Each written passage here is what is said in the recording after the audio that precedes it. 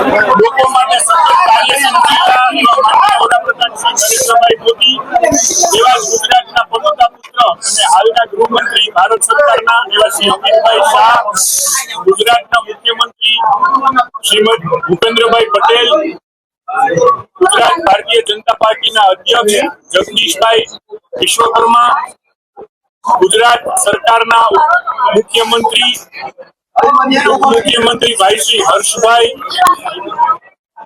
સૌરાષ્ટ્ર વિભાગના ઝોન મહામંત્રી સન્માનીય અનિરુદ્ધભાઈ, ગુજરાત ભારતીય જનતા પાર્ટીના સંગઠન મહામંત્રી સન્માનીય રત્નાકરજી, અન્ય સૌ ગુજરાત ભારતીય જનતા પાર્ટીના મહામંત્રી ભાઈ શ્રી પ્રશાંતભાઈ, હિતેન્દ્રસિંહ, રાજકોટના અધ્યક્ષ માનનીય માધવભાઈ, સૌ સાંસદ, ધારાસભ્ય, ભારતીય જનતા પાર્ટીના ચૂંટાયેલા કોર્પોરેટરો અને ખાસ કરીને રાજકોટની પ્રજાનો આ તકે હૃદયથી આભાર માનું છું. ભારતીય જનતા પાર્ટી અને રાષ્ટ્રીય સ્વયંસેવકના સંઘના સંસ્કાર નાનપણથી જ મારા પિતાશ્રી જીવનભાઈ શુક્લને જોઈને બહુ સાહજિક રીતે આવ્યા છે. આ તકે આ જવાબદારી પક્ષે મને આપી છે એ માટે મારા માતા પિતા ને સ્મરણ કરીને તેમના ચરણમાં વંદન કરું છું.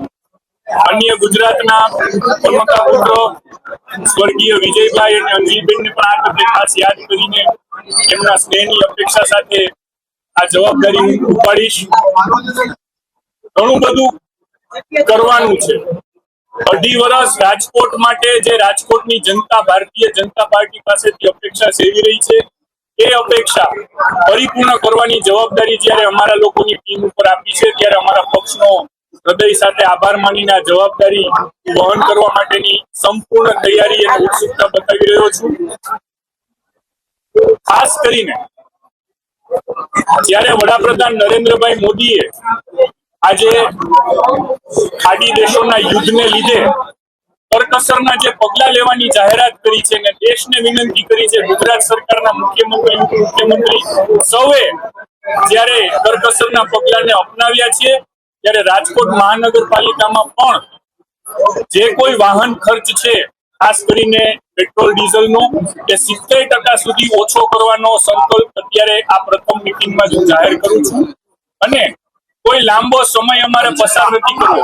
હમણાં જ અત્યારે સ્ટેન્ડિંગ કમિટીની મીટિંગ પતે એટલે રાજકોટના કમિશનર સહિત સૌ ઓફિસરોની મીટિંગ બોલાવેલ છે. એમાં જે કઈ પગલા લેવાના છે એની ચર્ચા કરીને આપ સૌને જાણ કરીશું. ભારત માતા કી જય, વંદે मातरम. देश और प्रदेश की खबरों के लिए अभी सब्सक्राइब कीजिए इंडिया टीवी लाइव, साथ ही बेल आइकन को दबाना बिल्कुल ना भूलें, जिससे सबसे पहले खबर आप तक पहुंच सके.